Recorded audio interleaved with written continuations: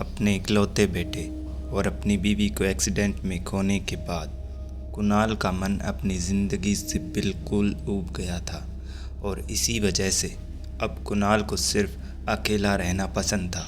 उसने अपना शहर वाला घर बेचकर शहर से दूर पहाड़ियों में बने एक पुराने घर को खरीदा, जहां आसपास दूसरा कोई घर नहीं था। घर के पीछे पहाड़ी और सामने एक छोटा तालाब। शायद कुणाल को ऐसी ही शांति की तलाश थी, लेकिन वहीं दूसरी ओर कुणाल का दोस्त अंकुर ये तो जानता था कि कुणाल पर क्या बीत रही है। फिर भी अंकुर यही चाहता था कि कुणाल बीते कल को भुलाकर आने वाले कल पर काम करे। कुणाल के नए घर में शिफ्ट होने के बाद अंकुर उसे रोज़ कॉल करता, लेकिन 1 महीने तक कुणाल का उसे कोई जवाब नहीं मिला। किस्मत ऐसी कि चाह कर भी अंकुर कुणाल के पास जाकर उसे मिलने के लिए वक्त नहीं निकाल पाया। लेकिन जैसे तैसे अंकुर समय निकाल कर निकला अपने दोस्त से मिलने के लिए। शिफ्टिंग के टाइम अंकुर कुणाल के साथ ही था, इसीलिए उसे घर ढूंढने में कुछ दिक्कत भी नहीं हुई। दोपहर के 3 बज चुके थे और अंकुर कुणाल के घर के सामने खड़ा था। मेन दरवाज़ा आधा खुला था। कुणाल को पुकारता हुआ अंकुर घर में घुसा। अंकुर की पुकार के बदले उसे कोई जवाब तो नहीं मिला, लेकिन अंदर घुसते ही अंकुर ने जो देखा वो उसे हैरान करने के लिए काफ़ी था। अंकुर ने देखा कि घर की हर दीवार पर बड़े बड़े अक्षरों में कुछ लिखा हुआ था। कहीं पर मौत, खून, तो कहीं पर दैत्य, दानव, असुर। अंकुर जानता था कि कुणाल इन सब में नहीं मानता था, और बावजूद इसके दीवारों पर ये सब कुछ लिखा होना यानी कुछ गड़बड़ ज़रूर थी। अंकुर ने पूरा घर छान मारा, लेकिन कुणाल उसे कहीं नहीं मिला। लेकिन किचन में गैस पर रखे उबलते पानी को देखकर अंकुर को पता लगा कि कुणाल है तो कहीं आसपास ही। और तभी मेन दरवाज़ा बंद होने की आवाज़ अंकुर के कानों में पड़ी। हॉल में आकर देखा तो पाया कुणाल दरवाज़ा बंद करके अंदर से कुंडी लगा रहा था, और कुंडी लगाकर कुणाल अंकुर की तरफ पलटा। एक दूसरे को देखकर दोनों के चेहरे पर एक हल्की मुस्कान छाने लगी। कुणाल ने अपने हाथ की वो लाल बकेट ज़मीन पर रखी और अंकुर से गले मिला, और दोनों बैठकर बातें करने लगे। बातों बातों में अंकुर ने देखा कि दरवाजे के पास रखी उस लाल बकेट से उछलकर एक मछली बाहर आकर ज़मीन पर गिर पड़ी। कुणाल अपनी जगह से उठा और दौड़कर मछली को बकेट में डाला और बकेट उठाकर किचन की तरफ चला। लेकिन अंकुर को ये सब देख हैरानी हो रही थी, क्योंकि अंकुर जानता था कि कुणाल कभी मांस मच्छी नहीं खाता था। कुणाल कुछ देर बाद लौटकर आया और अंकुर के सामने आकर बैठा। अंकुर ने कुणाल से पूछा, भाई तू कब से नॉनवेज खाने लगा? जवाब में कुणाल ने कहा, मैं नहीं खाता। तो फिर ये मछलियाँ क्या तू मेरे लिए लाया है? नहीं, मछलियाँ तेरी भाभी को पसंद है। इस बात के जवाब में अंकुर के पास कुछ नहीं था, क्योंकि अंकुर भी ये बात अच्छे से जानता था कि कुणाल की बीवी और उसका बेटा 1 महीने पहले ही चल बसे हैं। अंकुर ने कहा, देखो कुणाल, मैं जानता हूँ कि तुम पर क्या बीत रही है, लेकिन जो तुम अपने साथ कर रहे हो वो भी तो सही नहीं है ना। अंकुर की इस बात पर कुणाल ने इधर उधर देखा और फिर एक सर्द और धीमी आवाज़ में बोला, श्श्श, क्या तुम्हें भी यही लगता है कि प्रीति और वेदांत मर चुके हैं? तुम्हें एक राज की बात बताऊं? प्रीति और वेदांत यहीं मेरे साथ रहते हैं। कुणाल की ये बात सुनकर अंकुर को एक पल के लिए हैरानी हुई, और फिर उसके होठों पर हल्की मुस्कान छाई, और फिर उसने कहा कि अच्छा, तो वेदांत और भाभी तुम्हारे साथ रहते हैं, मगर है कहाँ वो? मिलाओ तो मुझे भी। कुणाल ने कहा कि वो रात को उसके पास आते हैं, दिन में वे लोग कहीं और चले जाते हैं। अंकुर ने कहा, कोई बात नहीं, वो रात होने तक का इंतज़ार करेगा, बल्कि आज रात कुणाल के पास ही बिताएगा। अंकुर को कुणाल की मानसिक स्थिति ठीक नहीं लग रही थी। खैर, कुछ घंटों बाद रात हुई और सोफे पर बैठे बैठे कब अंकुर की आंख लगी उसे पता ही नहीं लगा, लेकिन एक आवाज़ से उसकी नींद टूटी। उठकर देखा तो आसपास कुणाल उसे कहीं दिखाई नहीं दे रहा था और कहीं से आती वो खुसर फुसर की आवाज़ उसे लगातार सुनाई दे रही थी। अंकुर ने ध्यान लगाकर सुना तो उसे मालूम पड़ा कि वो आवाज़ किचन से आ रही है। अंकुर धीमे धीमे किचन तक गया और उसके किचन के दरवाजे पर पहुंचते ही वो खुसर फुसर की आवाज़ शांत हुई और किचन का दरवाज़ा खोलकर अंकुर ने देखा कि कुणाल खिड़की पर चुपचाप खड़ा है और उसके बाजू में एक औरत अंकुर की तरफ पीठ करके खड़ी कुछ पका रही थी, शायद वही मछलियाँ जो कुणाल लेकर आया था।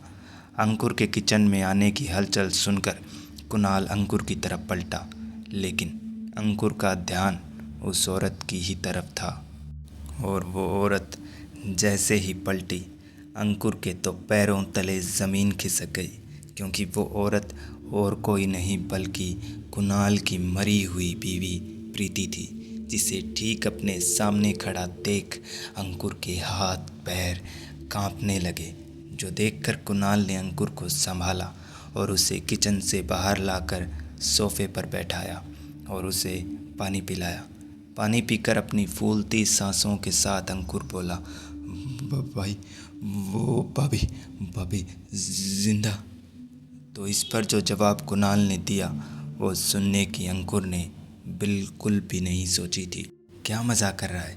तू अच्छे से जानता है कि प्रीति एक्सीडेंट में मर चुकी है, और कहीं ये बात वेदांत ने सुन ली ना तो वो पूरी रात रोएगा।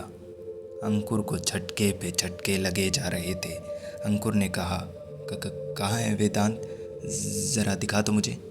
कुणाल गुस्से में खड़ा हुआ और अंकुर का हाथ पकड़ उसे एक कमरे तक लेकर गया और दरवाज़ा खोलकर अंकुर को सामने देखने के लिए कहा, जहाँ बेड पर वेदांत आराम से लेटा था।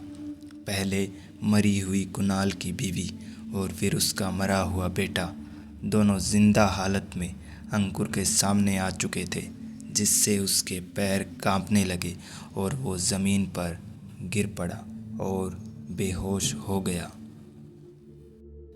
अंकुर को होश आया तब वो एक कमरे में बिस्तर पर लेटा था। कमरे की खिड़की पर चांद उसे साफ साफ दिखाई दे रहा था। अंकुर बिस्तर से खड़ा हुआ और दरवाज़ा खोलकर जैसे ही उस कमरे से बाहर निकला तो जहाँ कुछ देर पहले इस घर के हॉल में एक वीरानियत फैली हुई थी, वहीं अब उसी हॉल में कुछ लोगों की रौनक सजी हुई थी। एक कोने में एक पियानो था जिस पर उंगलियां रखकर काले पैंट कोट में एक आदमी खड़ा था, और हॉल के बीचों बीच एक बड़ा सा खाने का टेबल जिस पर तरह तरह के पकवान सजे हुए थे, और टेबल की चारों ओर कुर्सियों पर बहुत सारे आदमी और औरत काले कपड़ों में बैठे थे। मगर गौरतलब बात यह थी कि उनमें से कोई भी आदमी या औरत हिलडुल नहीं रहा था। वे सब एक जगह ऐसे रुके हुए थे मानो सब के सब पुतला हों। इतने सारे हादसे होने के बाद अंकुर को ये तो समझ आ चुका था कि यहाँ आकर उसने बहुत बड़ी गलती कर दी है। अब अंकुर बस यहाँ से निकलने की ही सोच रहा था, और वो धीमे धीमे कदम बढ़ाकर उन लोगों के बीच से निकलकर दरवाजे तक पहुँचा, और जैसे ही दरवाज़ा खोलने के लिए दरवाजे की तरफ हाथ बढ़ाया, लेकिन तभी अचानक से हॉल में बैठे वे सारे लोग चीखने लगे और कोने में पड़ा पियानो उनमें से एक आदमी बजाने लगा, और बाकी सारे लोग चिल्लाते हुए एक एक कदम अंकुर की तरफ बढ़ाने लगे। अंकुर को अपनी मौत सामने दिखाई दे रही थी, लेकिन एक आखिरी कोशिश, उसने अपनी पूरी हिम्मत लगाकर दरवाज़ा खोला। लेकिन दरवाज़ा खोलकर अंकुर ने एक कदम आगे की ओर बढ़ाया तो देखा सामने हॉल ही था, वही हॉल जहां कुछ सेकंड पहले अंकुर खड़ा था। पलटकर देखा तो अंकुर उसी कमरे में था जहां वो बेहोश पड़ा था। अंकुर फिर से हॉल में आया और देखा कि हॉल पहले की तरह काली दीवारों से घिरा था, जिन पर वही अजीबोगरीब शब्द लिखे थे। और कुणाल अंकुर को अब भी कहीं दिखाई नहीं दे रहा था। अंकुर ने तुरंत सारे दरवाजे खोल खोल कर देखे, मगर उसे कहीं बाहर जाने का दरवाज़ा नहीं मिला। अंकुर को एक अजीबोगरीब बीमारी थी। दिन में 2-3 बार तो उसके हाथ पैर कांपने लग जाते थे। उसके लिए उसे एक टैबलेट लेनी पड़ती थी। और उस रात भी जब अंकुर कुणाल और वहाँ से निकलने का रास्ता ढूंढ रहा था, उस वक्त उसकी बीमारी ने भी दस्तक दी और उसके हाथ पैर पूरी तरह कांपने लगे। अंकुर जैसे तैसे सोफे तक पहुंचकर बैठा और जेब से टैबलेट निकाल कर खाई। और 1-2 मिनट बाद जब उसके हाथ पैर कांपना बंद हुए तो उसने लंबी लंबी सांसें ली। और तभी हॉल में जितने भी कमरे थे उनके सब के दरवाजे खुलने की आवाज़ हुई और एक एक करके हर दरवाजे से कोई न कोई बाहर निकलने लगा। लेकिन उन सब का चेहरा सूखा हुआ था और पैर मुड़े हुए थे।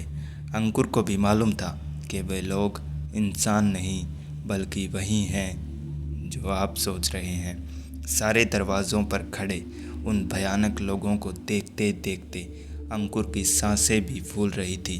और फिर भी आखिरकार अंकुर की नज़र उस कमरे के दरवाजे पर आकर टिकी जो अभी भी बंद था। और अंकुर के देखते देखते ही वो दरवाज़ा भी धीमे धीमे खुला और अंदर खड़े वेदांत, कुणाल और कुणाल की बीवी तीनों अंकुर को इशारा करके बुलाते हुए अंकुर को नज़र आई। अंकुर ने भी बिना वक्त ज़ाया किए उस कमरे की तरफ दौड़ लगाई। कमरे में पहुंचकर दरवाज़ा बंद करके अंकुर पलटा तो पलटते ही एक बार फिर अंकुर की जान उसके हलक में आ गई, क्योंकि थोड़ी देर पहले तक ही जहां पर कुणाल की बीवी और बच्चा खड़े थे, अब वहाँ कोई नहीं था। पूरे कमरे में सफ़ेद चादर से ढके एक बिस्तर के अलावा कुछ था तो सिर्फ काली दीवारें। अंकुर कुछ सोचता समझता उससे पहले ही दरवाजे पर ज़ोर ज़ोर से दस्तक होने लगी। अंकुर ने आई हॉल से बाहर झांका तो बाहर कुणाल का लड़का डरा हुआ सा दरवाज़ा पीटे जा रहा था। अंकुर उस वक्त जो देख रहा था उसे वो सच मान रहा था। वो ये भी नहीं सोच पा रहा था कि आखिर कुणाल का लड़का तो 1 महीने पहले ही मर चुका है। और इसीलिए दरवाज़ा खोलने के लिए जैसे ही अंकुर ने हाथ आगे बढ़ाया कि तभी उसका हाथ पीछे से किसी ने पकड़ा। डर के मारे अंकुर तुरंत पलटा और पलटकर जो देखा वो देखकर अंकुर का हाल कुछ यूँ था कि उसे काटो तो खून नहीं, क्योंकि उसके सामने उसका हाथ पकड़ने वाला कोई और नहीं बल्कि कुणाल का लड़का वेदांत ही था, जो अंकुर की तरफ मुस्कुरा कर बोला, यहाँ कुछ भी दिखाई दे या सुनाई दे उस पर यकीन मत करना। अंकुर ने पलटकर आई हॉल से बाहर झांका। वेदांत दरवाजे के बाहर वैसे का वैसा खड़ा था जैसा कमरे के अंदर। अंकुर ने फिर से पलटकर कमरे के अंदर देखा। पूरे कमरे में अंकुर के अलावा कोई और नहीं था। अंकुर को उम्मीद थी कि शायद सुबह होते ही सब ठीक हो जाएगा और आखिर कुणाल कहाँ है वो ये भी जान पाएगा। अंकुर जाकर कमरे में उस इकलौते बिस्तर पर लेट गया। बाहर से उसे अजीब अजीब आवाज़ें आती रही और इसी बीच अंकुर की आँख कब लगी उसे पता ही नहीं लगा। लेकिन अंकुर की नींद टूटी चिड़ियों की चहचहाने की आवाज़ से। इसका मतलब सुबह हो चुकी थी। अंकुर सोच रहा था कि दिन में उसे कोई भूत दिखाई नहीं देगा और इसी उम्मीद में अंकुर तुरंत उस बिस्तर से उठा और कमरे के दरवाजे पर जाकर आई हॉल से बाहर झांका। हॉल उसे पूरा खाली नज़र आया। अंकुर ने तुरंत दरवाज़ा खोला और दौड़ पड़ा मेन दरवाजे की ओर। और यहाँ से निकलने की उम्मीद में वो आखिरी दरवाज़ा अंकुर ने खोला। लेकिन दरवाज़ा खोलते ही अंकुर के सामने वही काला अंधेरा था। अभी भी रात ही थी और घर के गार्डन में हर जगह वही अजीब लोग खड़े थे जो घर के अंदर भी थे। अंकुर ने गौर किया कि वे सब लोग चुपचाप खड़े एक दूसरे की तरफ देख रहे थे। अंकुर के पास अभी भी मौका था उनके बीच से बिना आवाज़ किए निकलने के, बशर्ते अंकुर की मौजूदगी का उन लोगों को एहसास न होता। अंकुर ने अपनी सारी हिम्मत जुटाई और धीमे धीमे बढ़कर उन भूतों के बीच से निकलने की कोशिश करने लगा। पहले एक, फिर दो, और ऐसे करते करते आधे लोगों को पार करने के बाद शायद अंकुर का पैर एक कील पर टिका जो उसके स्लीपर को फाड़ के उसके पैर में धंसी और अंकुर के मुंह से दर्द में कराहने की आवाज़ निकली। उसी आवाज़ के साथ वहाँ खड़े वो सारे अजीब लोग अंकुर को घूरने लगे। उन्होंने अंकुर को चारों ओर से घेर लिया। मौत को सामने खड़ा देख अंकुर की आंखों के सामने अंधेरा छाने लगा था और कुछ ही पलों में अंकुर वहीं उन लोगों के बीच बेहोश होकर गिर पड़ा और उनमें से एक अजीब से दिखने वाले आदमी ने अंकुर का पैर पकड़ा और उसे घसीटना शुरू किया। घसीटते घसीटते वो अंकुर को फिर से उसी घर में लेकर गया और दरवाज़ा बंद हुआ। 2 दिन बाद हिमांशु अंकुर और कुणाल को ढूंढता ढूंढता उसी घर के सामने पहुंचा। देखा तो मेन दरवाज़ा आधा खुला था। हिमांशु ने अंदर जाकर पूरा घर छान मारा, लेकिन अंकुर या कुणाल में से उसे कोई नहीं मिला, जबकि उन दोनों की लास्ट लोकेशन इसी घर की थी। पूरा घर छान मारने के बाद जब हिमांशु किचन के सामने से गुजर रहा था तो पाया गैस पर एक कटोरे में पानी उबल रहा था। हिमांशु ने गैस बंद किया और तभी मेन दरवाज़ा बंद होने की आवाज़ हुई।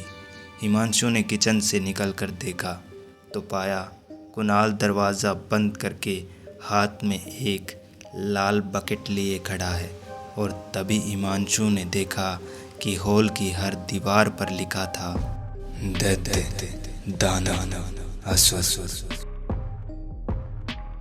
मैं हूँ सैम और ये थी रेड स्केरी पॉडकास्ट में आज की कहानी।